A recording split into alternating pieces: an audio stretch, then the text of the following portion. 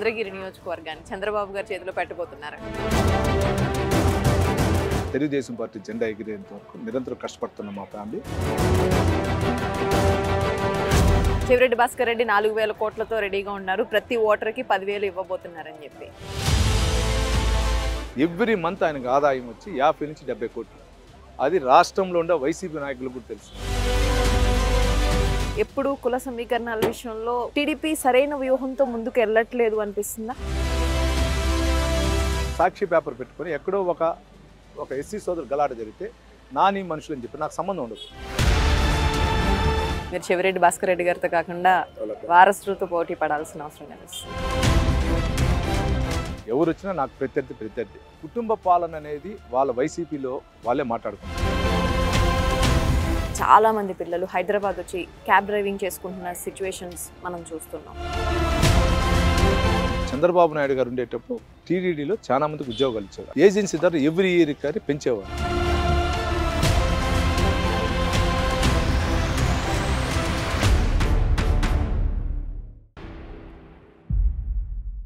ఉమ్మడి చిత్తూరు జిల్లాలోని చంద్రగిరి నియోజకవర్గం. ఈ నియోజకవర్గం టీడీపీకి చాలా ఇంపార్టెంట్. ఎందుకంటే ఈ నియోజకవర్గంలో అధినేత చంద్రబాబు సొంత గ్రామం ఉంది. అధినేత చంద్రబాబు చంద్రగిరి నుంచి ఎప్పుడైతే కుప్పంకి వెళ్ళిపోయారో అప్పటి నుంచి నెమ్మదిగా టీడీపీ ఇక్కడ తన ప్రభావాన్ని కోల్పోతూ వస్తుంది. 2014, 2019 ఈ రెండు ఎలక్షన్లో కూడా చెవిరెడ్డి భాస్కర్ రెడ్డి వైసీపీ తరఫున పోటీ చేసి విజయ పరంపర సాగించారు. అలాగే వైసీపీలో కూడా కీలకమైన నేతగా కొనసాగుతున్నారు. ఇప్పుడు 2024లో వైసీపీ నుంచి చెవిరెడ్డి భాస్కర్ రెడ్డి కుమారుడు రంగంలోకి దిగిపోతున్నారు. సో 2019లో టీడీపీ తరఫున టికెట్ దక్కించుకున్న పులవర్తి నాని తన ప్రభావాన్ని చూపించలేకపోయారు. మరోసారి పులవర్తి నానికే టికెట్ దక్కే అవకాశం కనిపిస్తోంది. నానియే టీడీపీ తరఫున బరిలో దిగబోతున్నారు. సో ఇక్కడ ఇప్పుడు టీడీపీ ఈ గెలుపు అవకాశాలు ఏ విధంగా ఉన్నాయి? ఈరోజు నేనే ఎమ్మెల్యేలో నాతో పాటు ఉన్నారు పులవర్తి నాని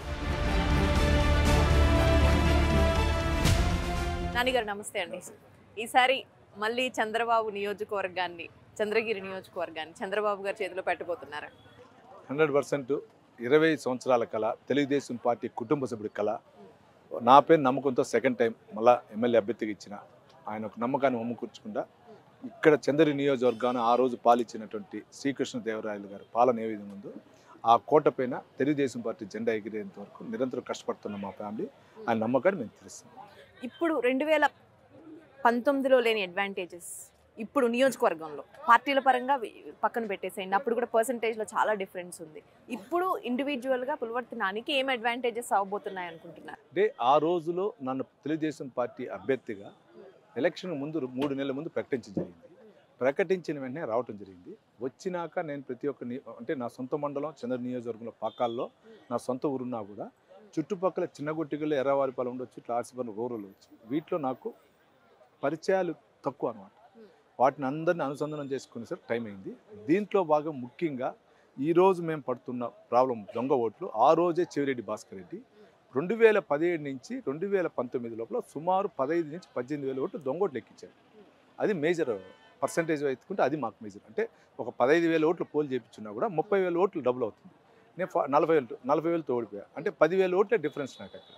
అప్పుడు ఎలక్షన్ అప్పుడు నేను గెలిచినా ప్రత్యర్థి గెలిచినా 2,000, 3,000తో గెలవగలుగుతారనుకున్నా. దాంతోనే ఆయన కూడా మీరు చూస్తుంటారు రాష్ట్రంలో ఎక్కడ లేని విధంగా ఆ రోజు ఈ రోజున్న ఈవో ధర్మారెడ్డి పెట్టి ధర్మారెడ్డి ద్వారా లాస్ట్ అంటే May 17th చంద్రగిరి నియోజకవర్గంలో ఇక్కడ ఆర్సీపురం మండలంలో 5 విలేజ్లు రీపోలింగ్ తెచ్చాడు. ఇక్కడ అంటే ఏ విధంగా భయపడి తెచ్చుంటాడు చూడండి. దీని జరిగిన దానివల్ల ఇది జరిగింది. ఈరోజు అనుకూల పరిస్థితులు అంటే నేను నిరంతరం ఓడిపోయినా నిరంతరం ఈ 2019 నుంచి కూడా కార్యకర్తలకు అందుబాటులో ఉండా. కార్యకర్తలకు కూడా నా పైన ఒక నమ్మకం వచ్చింది. అదేవిధంగా భాస్కర్ రెడ్డి 2 సార్లు గెలిచినాక ఫస్ట్ టైం గెలిచినప్పుడు ప్రజలకు ఏం చెప్పేవాడంటే నేను ఎమ్మెల్యే అయినా గవర్నమెంట్ లేదు, నేనేం చేయలేకపోతున్నా. ఇప్పుడు నేను గెలిచా, గవర్నమెంట్ వస్తే మీకు ఏమైనా చేస్తా అన్నాడు. గెలిచాడు. మన సీఎం జగన్మోహన్ రెడ్డి గారి కుడి భుజం, వాళ్ళ ఫ్యామిలీకి ఎడం భుజంగా వ్యవహరిస్తున్నాడు. కానీ ఎక్కడ కానీ ప్రజలకు అందుబాటు చేయాల. ఇక్కడ అవినీతి అనేది పుష్కలంగా చేస్తున్నాడు. ఎర్రచందనం ఇక్కడ తిరుపతికి పక్కన ఈ చంద్రగిరి నియోజకవర్గం ఉంది. ఇక్కడ తిరుపతి నియోజకవర్గానికి సంబంధించిన గ్రావెల్ కానీ ఇసుక కానీ ఇక్కడి నుంచి వెళ్ళాలి ఈ చంద్రగిరి నియోజకవర్గం. దీనికి సంబంధించి ఒక మాఫియా వాళ్ళ కుటుంబమే చేస్తుంది. అదేవిధంగా ఈ తిరుపతిలో ఆనుకున్నటువంటి రూరల్ మండలంలో మఠం ల్యాండ్స్ ఎక్కువ. ఆ మట్టం ల్యాండ్స్ కూడా ఆక్యుపై చేసుకునేది భాస్కర్ రెడ్డి. అదేవిధంగా ఇక్కడ మేజర్గా యువతకి ఆ రోజు నేను ఉద్యోగాలు ఇస్తాను. ఇంతవరకు ఒక్క యువత ఉద్యోగం వెళ్ళా, ఒక పారిశ్రామిక రంగాలు. కానీ ఇండియాలో ఎవరు చేయనటువంటి ఒక పారిశ్రామిక రంగం, ఒక ఇండస్ట్రీ తెచ్చాడు చంద్రగిరికి. దానికైతే మీ ద్వారా ఒక చెప్పదలుచు ఏదంటే ఆ ఇండస్ట్రీ గంజా ఇండస్ట్రీ. ఇంతవరకు దేశంలో ఎక్కడ తేలా చంద్రగిరి నియోజకవర్గానికి గంజా ఇండస్ట్రీ తెచ్చిన ఘనత చెవిరెడ్డి భాస్కర్ రెడ్డి తెచ్చింది. కాబట్టి అది ఆయన చేసిన ఇది. ఈ అనుకూల పరిస్థితుల వల్ల నాకు నమ్మకం ఉంది. గత 4-5 నెలల నుంచి మీరు చెప్తూ ఉన్నారు, చెవిరెడ్డి భాస్కర్ రెడ్డి 4,000 కోట్లతో రెడీగా ఉన్నారు, ప్రతి ఓటర్కి 10,000 ఇవ్వబోతున్నారని చెప్పి. వాళ్ళు ఏం చెప్తున్నారంటే, సో ఇదే ప్రజల్లోకి తీసుకెళ్లాలనుకుంటున్నారు. ఎందుకంటే వాళ్ళు ఏం చేశారు చంద్రగిరి నియోజకవర్గానికంటే చెప్పుకోవడానికి ఏమీ లేదు అని ప్రధానంగా అదే ప్రజల్లోకి తీసుకెళ్ళడానికి ప్రయత్నం చేస్తున్నారు. ఏం చెప్తారు? చంద్రగిరి నియోజకవర్గంలో 2014లో తెలుగుదేశం ప్రభుత్వం ఉన్నప్పుడు ఇక్కడ రేషన్ కార్డులు ఉండొచ్చు, పెన్షన్లు ఉండొచ్చు, అందరికీ బడుగు బలహీన వాళ్ళకి ఇచ్చేవారు. ఈరోజు మీరు చెప్పిన విధంగా 4,000 కోట్లు కాదండి, సుమారు 5,000 కోట్లు సంపాదించారు.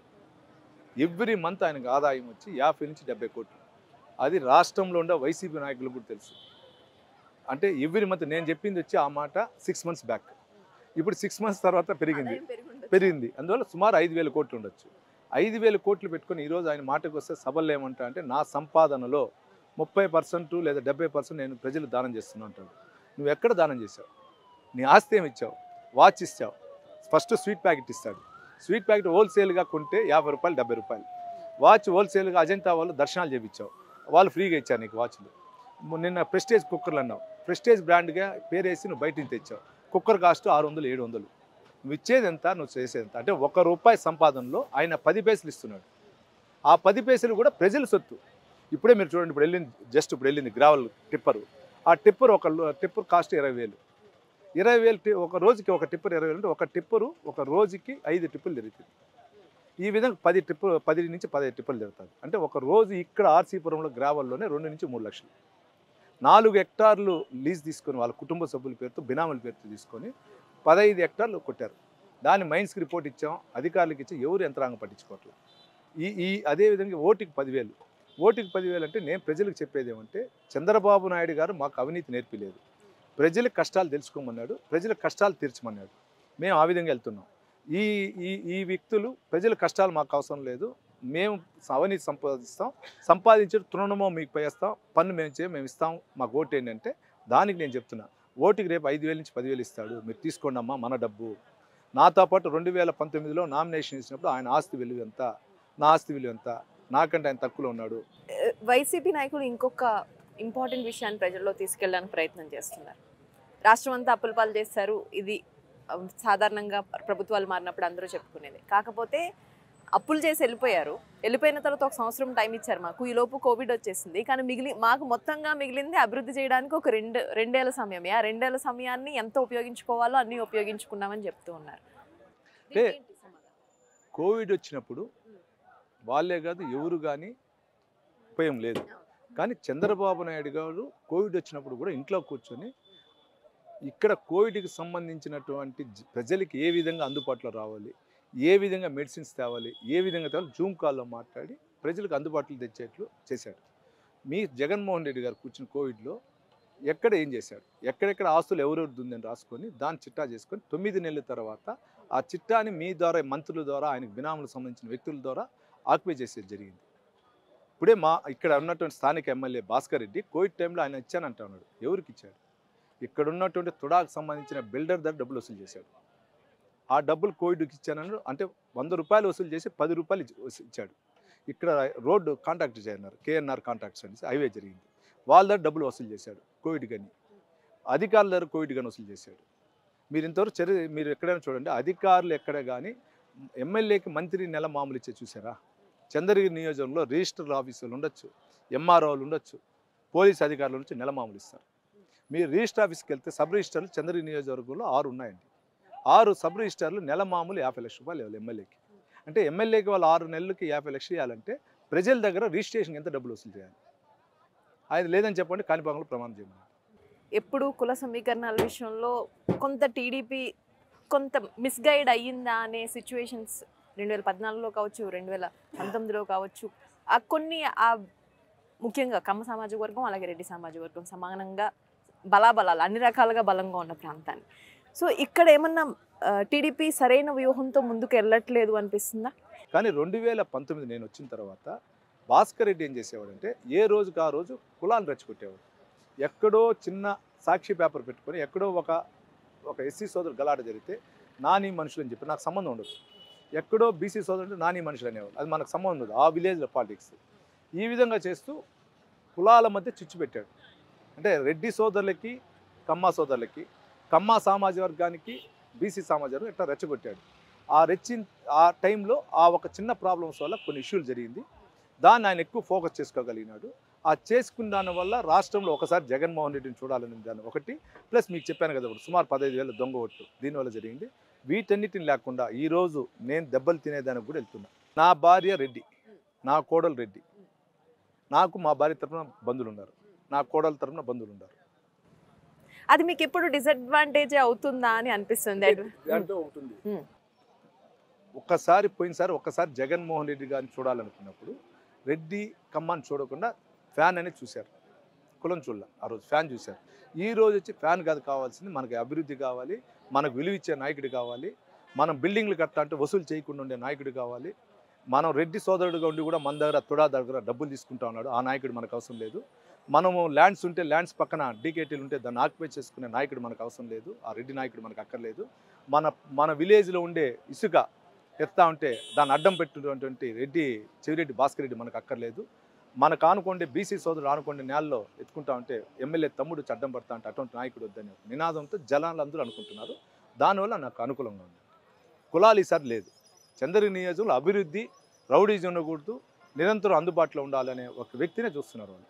అభివృద్ధి 1-2 పనులు చెప్పగలుగుతున్నారు కానీ నాయకులు మొదలు పెట్టగానే నవరత్నాల కోసమే మాట్లాడుతున్నారు. నవరత్నాల వల్ల అంటే ఎగ్జాంపుల్ చెప్తాను. నవరత్నాల వల్ల ఒక కుటుంబానికి 1000 రూపాయలు ఆదాయం వస్తూ ఉంటే ఆ కుటుంబం దగ్గర ధరల వల్ల, నిత్యావసరాల ధరలు పెరిగిన ధర వల్ల, పెట్రోల్ ధరలు పెరిగిన దానివల్ల, డీజిల్ ధరలు పెరిగిన దానివల్ల. కానీ నానిగారు నిజంగా ప్రాక్టికల్గా ఆలోచిస్తే మీరు చెప్తున్నది ఏదైతే ధరలు పెరిగినాయి, అక్కడ 100 రూపాయలు వస్తుంటే ఇక్కడ ఇన్ఫ్లేషన్ కారణంగా వెళ్ళిపోతుంది, ఇదంతా ప్రజలు నిజంగా అర్థం చేసుకునే సిచ్యువేషన్స్ నియోజకవర్గాల్లో, మండలాల్లో, గ్రామాల్లో ఉంటాయని 100% అండి. ఏది ఉన్నా లేకపోయినా ఫస్ట్ గ్యాస్ పైన చూస్తాము. చంద్రబాబు నాయుడు గారు ఉండేప్పుడు గ్యాస్ ధర ఎంత, ఆయన ఉండేటప్పుడు సబ్సిడీ ఇచ్చేవారు. ఈరోజు గ్యాస్ ధర పెరిగింది, సబ్సిడీ ఇట్లా. సెంట్రల్ వీళ్ళు ఏమంటారు, మేము పెంచలేదు సెంట్రల్ గవర్నమెంట్ అని. స్టేట్ గవర్నమెంట్ తరఫున చంద్రబాబు నాయుడు గారు సబ్సిడీ ఇచ్చేవాడు 1000 మంత్. ఈరోజు ఇవ్వట్లా. కరెంటు బిల్లు ఆ రోజు ఎంత ఉంది, ఈరోజు కరెంటు బిల్లు ఉంది. ఈ రెండే ప్రతి కుటుంబానికి మినిమం 1000 నుంచి 2000 రూపీస్ పోతా ఉంది. జస్ట్ ఈ గ్యాసు, కరెంటు. మళ్ళీ నిత్యావసర ధరలు ఉప్పు నుంచి పప్పు వరకు ఎత్తుకోండి. ఆ రోజు చికెన్ రేట్ ఎంత, ఈరోజు చికెన్ రేట్ ఎంత. అంటే రైతులకు సంబంధించినట్టు మొత్తం వీళ్ళు టోటల్ క్లోజ్ చేసేదాని వల్ల ధరలు పెరుగుతూ ఉంది. రైతుకు సంబంధించిన రంగాన్ని వృద్ధికి తెస్తే ఈ ధరలు రాదు. గతంలో మీరు ఒకసారి చూస్తుంటారు, 2019లో చంద్రబాబు నాయుడు గారు పసుపు కుంకుమ కార్యక్రమం ఇచ్చి ప్రతి కుటుంబానికి 10,000 రూపాయలు లబ్ధి చేశారు. సైలెంట్గా ఉండి వాళ్ళు వేయాలని ఒకసారి జగన్మోహన్ రెడ్డి చేశారు. ఈ రోజు కూడా అంతే కేసులకు భయపడి ఉన్నారండి. 2019 లెక్కల ప్రకారం చూసుకుంటే అప్పుడు జనసేనకి 2 నుంచి అన్ని నియోజకవర్గాల్లో దాదాపు 2-3% ఓటింగ్.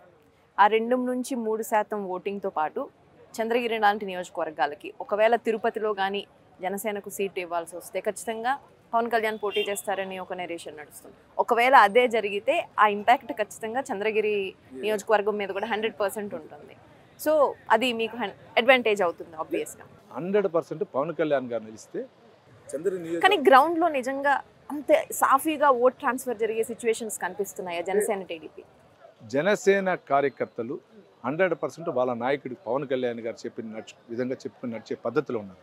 చంద్రబాబు అరెస్ట్ జరిగే వరకు కూడా రాయలసీమ జిల్లాల్లో నాయకులు ఎవ్వరూ యాక్టివ్ అవ్వలేదు. గత 6 నెలలు, సంవత్సరంగానే చంద్రబాబు అరెస్ట్ తదనంతర పరిమాణంలో అంతకుముందు మాత్రమే యాక్టివేట్ అయ్యారు. సో మొత్తం లీడర్లు ఎవ్వరూ గ్రౌండ్లోకి వెళ్ళడం మానేశారు. అది ఇప్పుడు నష్టం చేసే అవకాశం కనిపిస్తుంది. అన్ని చోట్ల లేదండి, కొన్ని నియోజకవర్గాలు. రాయలసీమ అంటే ఉమ్మడి చిత్తూరు జిల్లా కొన్ని నియోజకవర్గాలు. ఇప్పుడు మేము 2019 నుంచి మాది ఫేస్బుక్ కానీ ట్విట్టర్ కానీ చెక్ చేయండి. ఓడిపోయిన వారం నుంచి నేను కంటిన్యూ అందుబాటులో ఉన్నాను. కోవిడ్ టైంలో కూడా నేను ప్రజలకు అందుబాటులో ఉన్నా, నా వల్ల ఏం చేశాను. సో రాయలసీమలో వారసులు వచ్చారు, అన్ని నియోజకవర్గాల్లో వారసులు కనిపిస్తున్నారు. ఇప్పుడు మీ నియోజకవర్గంలో మీరు చెవిరెడ్డి భాస్కర్ రెడ్డి గారితో కాకుండా వారసులతో పోటీ పడాల్సిన అవసరం కనిపిస్తుంది. ఏమన్నా ఎక్కడన్నా అది అడ్వాంటేజ్గా మారే ఛాన్సెస్ ఉన్నాయా? అంటే కుటుంబ నాకు అడ్వాంటేజ్ వారసుడు వచ్చినా ఆయన వచ్చినా నాకంతా ఒకటే అండి. ఎవరు వచ్చినా నాకు ప్రత్యర్థి. ఒకటి కుటుంబ పాలన అనేది వాళ్ళ వైసీపీలో వాళ్ళే మాట్లాడుకుంటున్నారు. ఒకే ఇంటికి ఇన్ని పదవుల, ఒకే ఇంటికి భాస్కర్ రెడ్డి గారికి 4,000 కోట్లప్పుడు 4 పదవులు ఉంది. అంటే 4 పదవులు 4,000 కోట్లు. MLA, TUDA chairman, whip, TDD board member, 4 పదవులు మంచి పదవులు అన్నమాట. 4 పదవులు పెట్టుకొని 4,000 కోట్లు సంపాదించారు. ఆ టైంలోనే ఆయన కుటుంబంలో వాళ్ళ అబ్బాయి ఎంపీపీ,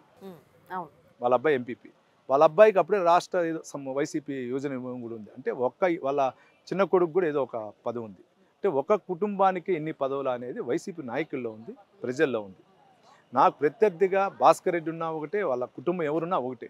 ముఖ్యంగా చంద్రగిరి నియోజకవర్గంలో ఎక్కువ ఎర్రచందనం స్మగ్లింగ్ మీద ఏ నాయకులున్న ఆరోపణలు వస్తూ ఉంటాయి. కానీ నిజంగా గత 5 ఏళ్లలో జరిగిన అవినీతిపై టీడీపీ, వైసీపీ అవినీతిని ప్రజల్లోకి తీసుకెళ్లడంలో కొంత ఫెయిల్ అయిందేమో అని అనిపిస్తుంది. ఈ చంద్రగిరి నియోజకవర్గంలో మా ఎమ్మెల్యే పైన రెడ్ శాండ్ల అవినీతి ఉంది. నేను చెప్తూనే ఉంటా. ఇసుక గ్రావెల్ అవినీతి ఉంది, మటం ల్యాండ్స్ అవినీతి ఉంది. తుడా ఆయన కల్పవృక్షం.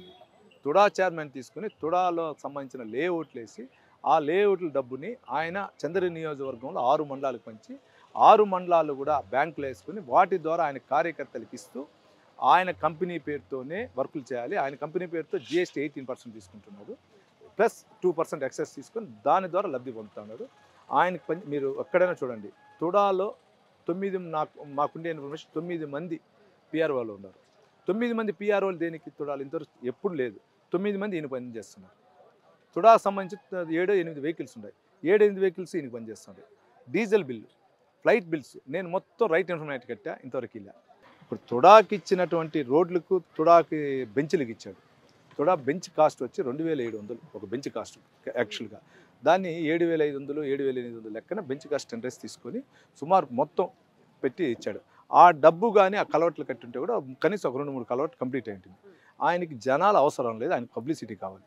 బెంచ్ పైన డాక్టర్ చెవిరెడ్డి భాస్కర్ రెడ్డి తుడా నిధులతో అంతే. అది ఆయనకు ఆ పిచ్చి తప్పించి వీరు జనాలకు అవసరం.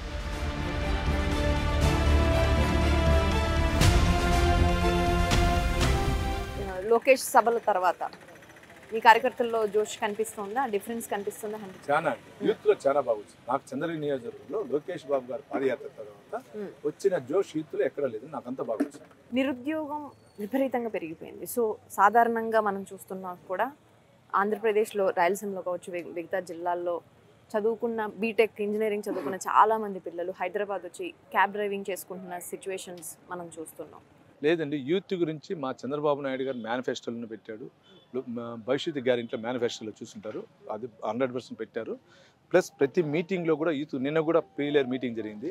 పీలేరు మీటింగ్లో యూత్ గురించి చెప్పడం జరిగింది.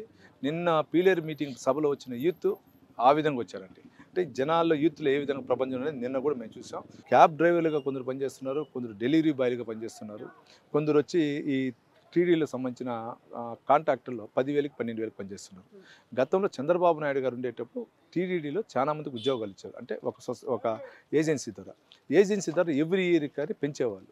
ఈయన ఏం చేశాడు, దాన్ని ఒక కార్పొరేషన్ చేశాడు. కార్పొరేషన్ చేసి దాన్ని ఎక్కడ కానీ డబ్బులే ఏం రేట్ ఫిక్స్ చేశారో అదే రేటు. అంటే 10,000 రూపాయల వ్యక్తికి అంటే ఆ 10,000 రూపాయలు పెంచలేదు ఇప్పుడు 4.5 సంవత్సరాలు. సో రాణి గారు ఇది చెప్పండి, రిలయన్స్ ఇండస్ట్రీస్ ఇక్కడికి వస్తే ఇక్కడ నాయకులు అక్కడ ఆ ఉద్యోగస్తులని అప్రోచ్ అవడం, చాలా పెద్ద పెద్ద కథనాలు వచ్చాయి. సో లోకల్ నాయకుడిగా అసలు ఏం జరిగింది, మీ దృష్టికి వచ్చిన విషయాలు ఏంటి? నిజంగానే రిలయన్స్ వాళ్ళ దగ్గరికి వెళ్ళి లోకల్ నాయకులు దందాలు చేయడం జరిగిందా? రిలయన్స్ వాళ్ళు సుమారు ఒక హబ్బు పెట్టాలని చంద్రబాబు నాయుడు గారు పోయి ముఖేష్ గారితో మాట్లాడితే, వాళ్ళ MD గారితో ఆయన ఒప్పుకొని ఇక్కడ ఒక పెద్ద హబ్ చేయాలనుకున్నారు. అది కానీ జరుగుంటే మనకి చైనాలో ఒక బిజాంగ్ దగ్గర ఇక్కడ ఒక చోట ఏదో సమ్ ప్లేస్లో ఒక మినీ విలేజ్ ఎట్లుంటుందో ఆ విధంగా ఇక్కడ రెడీ అయి ఉంటుంది. అది కంపల్సరీ సక్సెస్ అయి ఉంటుంది. సుమారు ప్రత్యక్షంగా కానీ పరోక్షంగా కానీ 10,000 మందికి ఉద్యోగాలు వచ్చుంటాయి. ఈ గవర్నమెంట్ పోయిన తర్వాత, తెలుగుదేశం ప్రభుత్వం పోయినాక వైసీపీ ప్రభుత్వం వచ్చిన తర్వాత ఇక్కడ సంబంధించిన వైసీపీ ఎమ్మెల్యేలు ఉండొచ్చు, వైసీపీ మంత్రులు ఉండొచ్చు, అక్కడికి సంబంధించినట్టు అధికారులు పెంచి వాళ్ళని బ్లాక్మెయిల్ చేసి మాకు ఇంత ఇస్తేనే ఇండస్ట్రీ అని చెప్పిన దానివల్ల వాళ్ళు అట్టే రిటర్న్ వెళ్ళిపోయారు. రేపు చంద్రబాబు నాయుడు గారు గెలిచిన వెంటనే 100% రిలయన్స్ వ్యవస్థ ఆ సంస్థకు సంబంధించిన ఈ తెస్తాడు. దీంతో పాటు లోకేష్ బాబు గారు ఏదైతే ఫౌండేషన్ వేసిన కంపెనీలు రిటర్న్ పోయిందో వాటిని కూడా తెచ్చే బాధ్యత ఆయనే చూసుకుంటా అన్నాడు. నేనైతే మొన్న తానా సభలకు అమెరికాకి వెళ్ళినప్పుడు అక్కడ వివిధ రంగాలకు సంబంధించి తానాలో ఐటీ రంగం సంబంధించిన ప్రతినిధులందరితో కూడా మాట్లాడితే చంద్రగిరి నియోజకవర్గంలో నాకు ఐటీ రంగానికి సాఫ్ట్వేర్కి సంబంధించినటువంటి ఒక హబ్బు కావాలంటే వాళ్ళందరూ కూడా ఒప్పుకున్నారు. నేను మళ్ళీ మీ ద్వారా చంద్రగిరి నియోజకవర్గం సంబంధించి యూత్కి కూడా చెప్తున్నా, మీరు బెంగళూరులోనో చెన్నైలో పోయి 40,000 50,000 పనిచేస్తున్నారు. అవసరంలా రేపు వచ్చిన సంవత్సరం లోపల చంద్రగిరి మండలంలో ఎక్కడో ఒక చోట నేను హైట్ హబ్ పెడతా. హైట్ హబ్ ద్వారా ప్రత్యక్షంగానే పరోక్షంగానే ప్రతి యూత్కి ఉద్యోగాలు వస్తాయి. అదేవిధంగా పాకాల మండలంలో మహిళా సోదరులకి అక్కడ ఒక గార్మెంట్ ఫ్యాక్టరీ అనుకుండా అది తెచ్చిపెట్టగలుగుతా. చిన్నగొట్టిగల్లు ఎర్రావరపాలకు సంబంధించి అక్కడ కూడా రైతులకు సంబంధించిన కోల్డ్ స్టోరేజ్ అక్కడ వాటర్ సంబంధించి చేయగలుగుతా. ఇక్కడ రూరల్కి సంబంధించి ఇక్కడ చాలా వరకు అంటే ఇక్కడ middle class below poverty line వాళ్ళు ఉన్నారు. వాళ్ళు ఎవరికి ఇల్లు లేదండి. ఆ హౌసెస్ అంతా వాళ్ళకు ఉండే వాళ్ళు టిట్కో ఇండ్ల ద్వారా కూడా ఇస్తాం. ఎక్కడ అవినీతి లేకుండా తీసుకొని పోతాను. నాన్నగారు, మీరు అధికారంలోకి వస్తే నెక్స్ట్ 5 ఏళ్ళు ఏం చేయబోతున్నారు? మీ ప్రయారిటీస్ ఏంటని నియోజకవర్గ ప్రజలు అడిగితే ఏం చెప్తారు? ఫస్ట్ నా ప్రయారిటీ ఇల్లు లేని వ్యక్తులకి ఇండ్లు టిట్కో ఇండ్ల ద్వారా ఇవ్వటం జరిగింది. అదేవిధంగా కొన్ని గ్రామాల్లో డీకేట్లు ఇల్లు కట్టుకొని వాళ్ళకి అక్కడ స్థానికంగా ఉన్నట్టు ఎంఆర్ఓలు ఉండొచ్చు, విఆర్ఓలు వచ్చు, ఆ ఇంటికి సంబంధించినటువంటి పత్రం ఇవ్వరు. దాన్ని తీసిచ్చి వాళ్ళకి అందుబాటులో తేవతాం. రెండోది మేజర్గా యూత్కి ఇక్కడ ఉద్యోగాలు లేదు. యూత్కి ఉద్యోగాలు తెచ్చే బాధ్యత నేను తీసుకుంటున్నాను.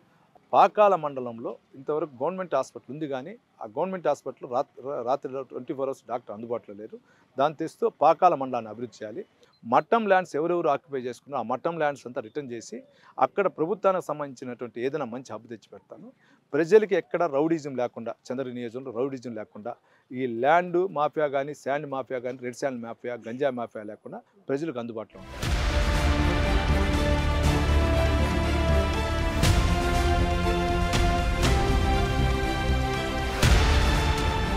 ముందు కొట్టుకుంటారు కానీ బ్యాక్ ఎండ్లో అందరూ కలిసే ఉంటారు. అక్కడే స్ట్రాటజీస్ వేయాలంటే ఖచ్చితంగా 100% మనసావాచ కర్మన ఎవరైనా ఫైట్ చేయాలి. అలాంటి సిచ్యువేషన్స్ లేవు ఇక్కడ ఈ జిల్లాలో. అందుకనే టీడీపీ పదే ఫెయిల్ అవుతుంది కొన్ని నియోజకవర్గాల్లో అనేది మిగిలిన వాళ్ళకి కథ నాకు తెలియదు. నా బ్లడ్, నా రక్తం పసుపు. విజయానంద్ రెడ్డి అనే వ్యక్తి నాకు లారీలు ఉండింది. లారీలు ఉండేటప్పుడు పక్క షెడ్డుకి వచ్చేవాడు. ఆ విధంగా పరిచయం. 2020లో పార్టీలో కూడా ఒక వ్యక్తి అడిగితే ఆ రోజు నుంచి ఈ రోజుకి ఎదురు కడపని అడగల. నాకు ప్రత్యర్థులు అంటే తెలుగుదేశం పార్టీలో ఉన్నటువంటి కొందరు ప్రత్యర్థులు నా ఎదుగుదలని ఓర్చలేని వ్యక్తులు చెప్పే వ్యక్తి. నేను కాణిపాకంలో ప్రమాణం చేసేదని సిద్ధం. విజయానంద్ రెడ్డి అనే వ్యక్తి ఉండొచ్చు, ఏ వ్యక్తికి కానీ నేను సాయం చేయాల. ఈరోజు మొన్నటి వరకు నేను 1 సంవత్సరం ముందు వరకు నేను చిత్తూరు టికెట్ అడిగా. నాకు చిత్తూరు టికెట్ ఇచ్చుంటే ఈరోజు నేను ప్రత్యర్థి అయి ఉంటాను, నేను అతను చూసుకుంటాం. నా కుమారుడికి పెళ్లి జరిగితే సుమారు 50,000 మంది వచ్చారు. ఒక్క వైసీపీ వ్యక్తికి కూడా నేను వెడ్డింగ్ కార్డు ఇలా. నా పార్టీలో ఉండి బయట పోయిన మా బంధువులకు కూడా ఇలా. నా పార్టీలో ఉండి తెలుగుదేశం పార్టీలో ఉండి పోయిన బయట వ్యక్తులు కూడా ఒక వెడ్డింగ్ కార్డు ఇలా. విజువల్స్ అన్నీ కూడా చెక్ చేసుకోవచ్చు. ఉమ్మడి జిల్లాలో ఒక వైసీపీ కార్యకర్త అదే బహిరంగ వేదికల్లో కలవట్లేదు, దాన్ని ఎవరు కాదనట్లేదు. సో ఇంకొకటి ముఖ్యంగా పులవర్తి నాని పెద్దిరెడ్డి రామచంద్రారెడ్డికి దగ్గర వ్యక్తి. సో ఇది ఇక్కడే కాదు, విజయవాడలో కూడా నడుస్తున్న డిస్కషన్. మీకు చెప్పాను కదా, ఒక వర్గం నా ఎదుగుదల లేకుండా వాళ్ళు నా పైన పెట్టింది, పార్టీ గమనించింది. పెద్దిరెడ్డి నా క్వారీ ఎందుకు 60 కోట్లు పెనాల్టీ వేస్తారు, 50 కోట్లు. నా ఫ్యాక్టరీ ఎందుకు 4 కోట్లు వేస్తారు. ఇంటీరియర్ మోడల్ తెచ్చుకున్నా, ఫ్యాక్టరీలు మూసేసా. పెద్దిరెడ్డికి సంబంధించి లోపాయి గారు మాట్లాడుతూ ఉండేది, లేదా తిరుపతి కరుణాకర్ రెడ్డి గారితో లోపాయి గారు మాట్లాడేది, లేదా చెవిరెడ్డితో మాట్లాడేది, లేదా రోజా గారితో మాట్లాడేది, లేదా మధుసూదన్ రెడ్డితో మాట్లాడేది. వ్యక్తులందరూ బాగుండారు.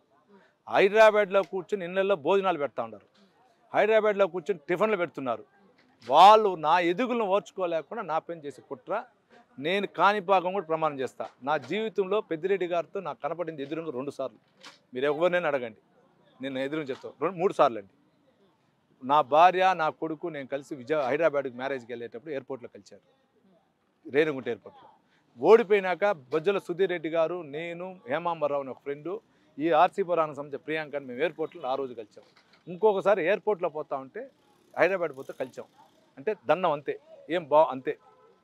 ఎవరైనా ఆడతాను. నేను నిజాయితీగా నిక్కర్సుగా నేను తలెత్తుకుని ఎగరేస్తాను. వైసీపీ నాయకులకి నేను అడ్జస్ట్ అయింటే నేను ఈరోజు కూడా పార్టీ వదిలేసి వెళ్ళిపోతాను. చంద్రబాబు నాయుడు గారు నా పైన ఉంచిన నమ్మకం, నన్ను నమ్మిన నారా లోకేష్ గారు నాకు ముఖ్యం. నా నమ్మకాన్ని నేను పోగొట్టుకోను. పార్టీ ఏం చెప్తే ఆ విధంగా వెళ్తాను. పార్టీ సిద్ధాంతం నా సిద్ధాంతం. నా రక్తం పసుపు, నా కులం పసుపు, నా కులాలు ఉండదు. నేను ఆ విధంగా వెళ్తాను. అందువల్లే చంద్రబాబు నాయుడు గారు నాకు రెండోసారి ఇచ్చారు. బిగ్ టీవీ ద్వారా ఇచ్చిన కాపరిచిట్టు మర్చిపోలేంది. నేను మళ్ళా చెప్తాడా, ఆఫ్టర్ గెలిచినాక 1 yearలో ఇదే బిగ్ టీవీని పిలిపించి మిమ్మల్ని చంద్రగిరి నియోజకవర్గాన్ని ఏ విధంగా డెవలప్ చేశానో, గతంలో ఏ విధంగా ఉంది చంద్రగిరి నియోజకవర్గం, ఇప్పుడు ఏ విధంగా ఉంది చూపిస్తా. చంద్రగిరి కోట, రాయల కోట పైన జెండా ఎగరేసేది నా లక్ష్యం. నా నమ్మకాన్ని ఇచ్చినటువంటి చంద్రబాబు నాయుడు, మా పెద్ద ఆయన గారికి కానీ మా చిన్నాయన గారికి నేను నమ్మకంగా ఉంటా. ఆ ఎదుగుదలకి నన్ను అనగదక్కాలని వ్యక్తులు కూడా దేవుడు కలియుగ దైవం, నేను నమ్మే కలియుగ దైవం వెంకటేశ్వర స్వామి, నా సాయిబాబా చూసుకుంటాడు కాబట్టి నేను పట్టించుకోను. నాని గారు, ఆల్ ది థ్యాంక్ యూ అండి, థ్యాంక్ యూ.